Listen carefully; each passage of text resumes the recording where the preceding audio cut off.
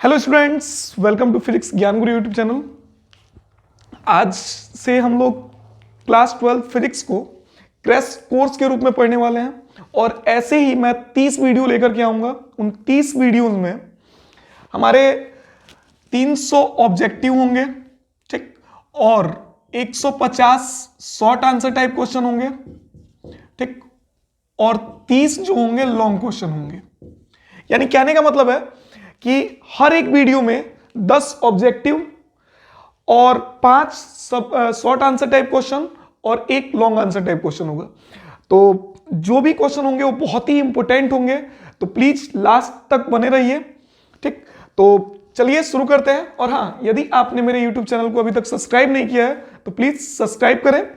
चलिए, पहला क्वेश्चन हमारा बोल रहा है विद्युतशीलता का एसआई मात्रक होता है। तो विद्युतशीलता का एसआई मात्रक क्या होता है?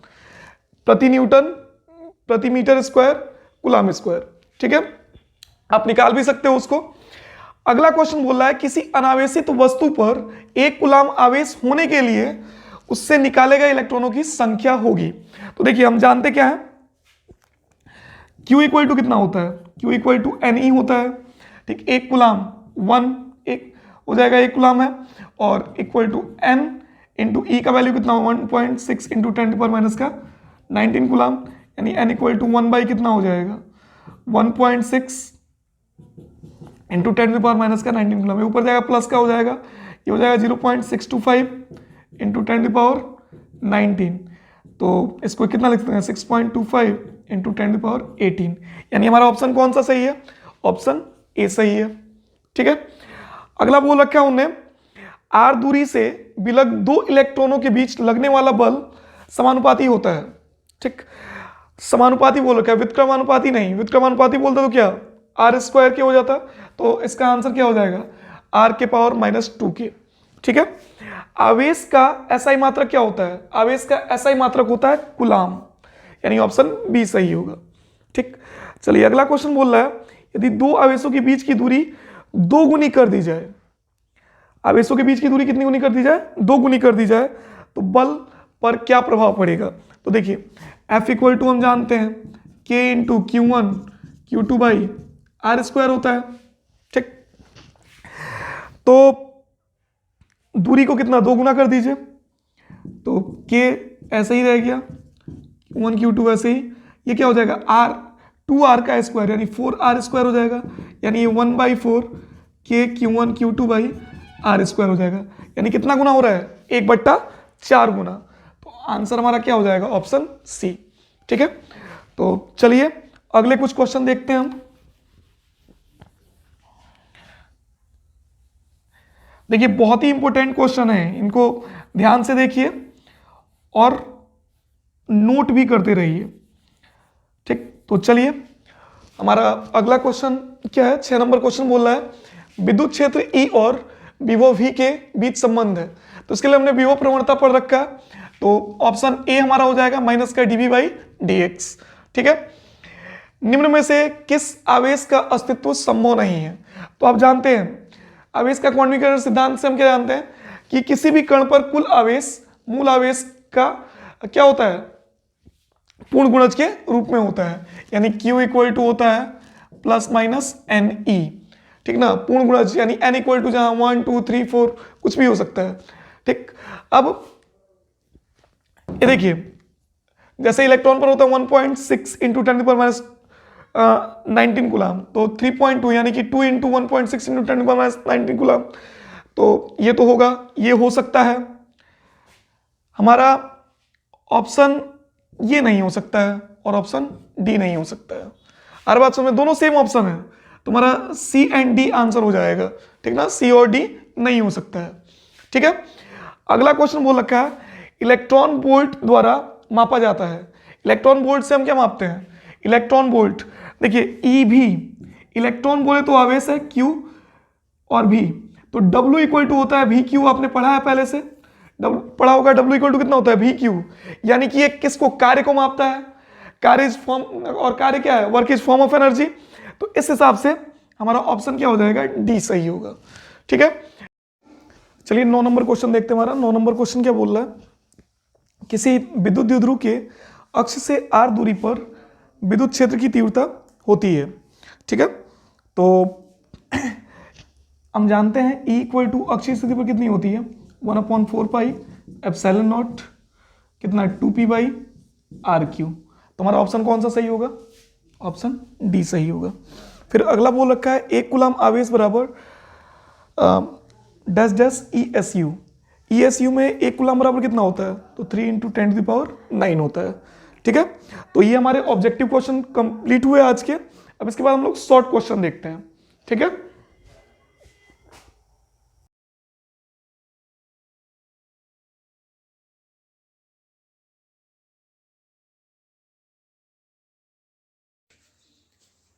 तो चलिए देखते हैं हमारा लॉन्ग आंसर टाइप क्वेश्चन क्या है। तो अक्षीय स्थिति पर विद्युत क्षेत्र की तीव्रता का व्यंजक हमें प्राप्त करना है। ठीक है, ये 5 नंबर का क्वेश्चन है। तो हमने कोई विद्युत द्विध्रुव ए बी ले लिया है, ठीक, जिसका मध्य बिंदु का मान लेते हैं, मध्य बिंदु हमारा है ओ। आप जानते हो विद्युत द्विध्रुव की कुल लंबाई कितनी हम लेते हैं, 12 लेते हैं। ठीक है, तो ये हमारा 12 हो गया, यानी ए बी कितना हो गया 12। तो ये कितना हो जाएगा, ए ओ एल हो जाएगा। वैसे ही ओ बी कितना हो जाएगा, एल हो जाएगा। ठीक है, हम इसके सेंटर से पी पॉइंट पर तीव्रता निकालिए ना, यहाँ की दूरी को कितना मान लेते हैं, स्मॉल आर मान लेते हैं। कितना मान लेते हैं, आर। ठीक, तो इस तरह से बीपी कितना हो जाएगा, ये पूरा आर है, ओपी कितना है, आर है, तो ये ओबी कितना है, एल, तो बीपी कितना हो जाएगा, आर माइनस एल हो जाएगा। ठीक है, और एपी कितना होगा, एपी आर प्लस एल हो जाएगा। ठीक है, क्लियर है। चलिए अब सबसे पहले हम लोग निकालते हैं प्लस क्यू के कारण, इसके कारण प्लस क्यू के कारण विद्युत क्षेत्र की तीव्रता निकाल लेते हैं। प्लस क्यू के कारण, तो प्लस क्यू आवेश के कारण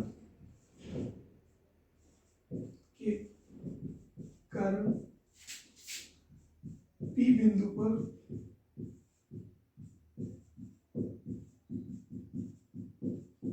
तीव्रता E1 इक्वल टू कितना हो जाएगा, 1/4 pi epsilon not plus Q, Q upon R square, यानी आर की जगह पर हमारा कितना है, इतना होता है ना, 1/4 पाई एप्सिलॉन नॉट, या यहीं पर सीधे हम वैल्यू रख देते हैं। ठीक है, यहीं पर, तो ये वैल्यू कितना है, आर माइनस एल, कितना है, आर माइनस एल, ये हो जाएगा आर माइनस एल का होल स्क्वायर। ठीक, इसको इक्वेशन हम फर्स्ट कंप्लीट कर लेते हैं। ठीक, अब यदि हम निकालें माइनस क्यू के कारण, माइनस क्यू के कारण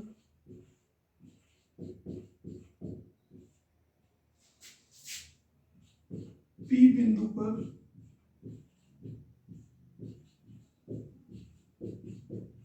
तीव्रता E2 इक्वल टू कितना हो जाएगा, E2 इक्वल टू, ठीक, डायरेक्शन के अकॉर्डिंग लिख सकते हैं, हम डायरेक्ट माइनस में लेते हैं, 1/4 पाई माइनस क्यू के कारण तो माइनस कर लिया, 1/4 pi epsilon not Q upon, इसकी दूरी कितनी है, आर प्लस एल, तो आर प्लस एल का होल स्क्वायर। ठीक है, इसको इक्वेशन हम सेकंड मान लेते हैं। इस तरह से पी पॉइंट पर कुल तीव्रता क्या हो जाएगी, अतः पी बिंदु पर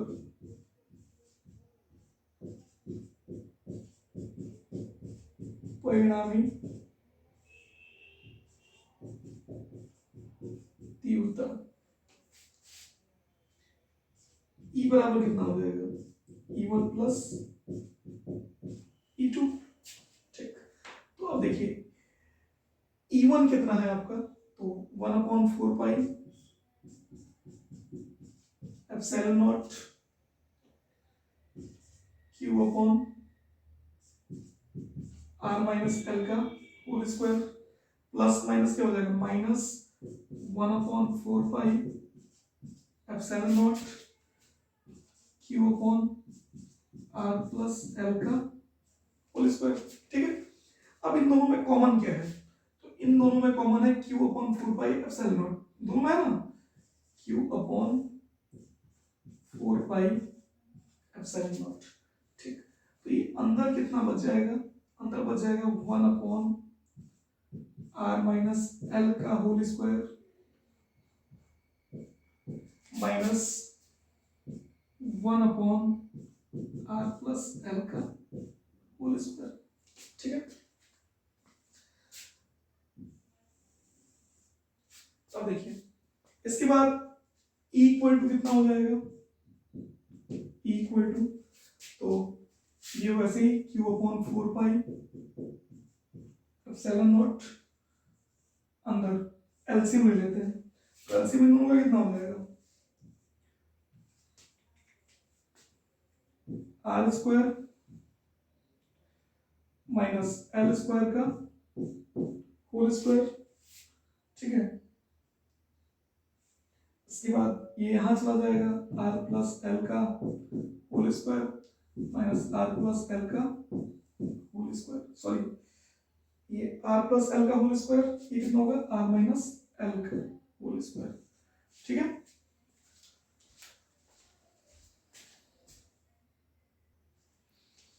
ठीक, तो इसके बाद देखिए इतना तो समझ में आया होगा।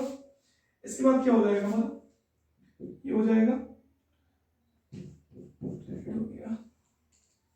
इसके बाद क्या हो जाएगा, तो Q upon 4 pi epsilon not, देखिए इसको हम a प्लस बी के होल स्क्वायर से खोलेंगे, तो r का स्क्वायर प्लस l का स्क्वायर प्लस 2rl हो जाएगा।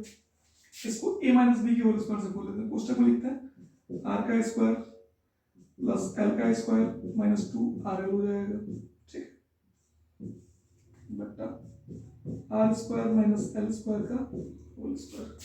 ठीक, ये हो गया Q upon 4 pi epsilon naught. अब यहाँ देखिए यहाँ कट जाएगा R plus L square plus 2rl, ये प्लस माइनस माइनस का R square plus minus minus का L square minus minus plus का 2rl बट्टा R square minus L square का होल स्क्वायर, आर स्क्वायर से आर स्क्वायर, एल स्क्वायर से L square. ठीक, तो यहाँ पर इसको हम कितना लिखते हैं, 1 upon 4 pi epsilon not Q cross 2l into 2r लिख सकते हैं, जैसे जुड़ेगा तो कितना 4rl हो जाएगा, 4rl को तोड़कर हमने लिख दिया Q cross 2l into 2r। ठीक, upon R square minus L square का होल स्क्वायर, यहाँ साइड में लिख देते हैं चूंकि P इक्वल टू होता है Q क्रॉस 2l। ठीक, तो इसके लिए कितना हो जाएगा P, यहाँ E सब जगह कर लेते हैं, E इक्वल टू कितना हो गया 1 upon 4 pi epsilon not 2P R बट्टा R square minus L square का होल स्क्वायर।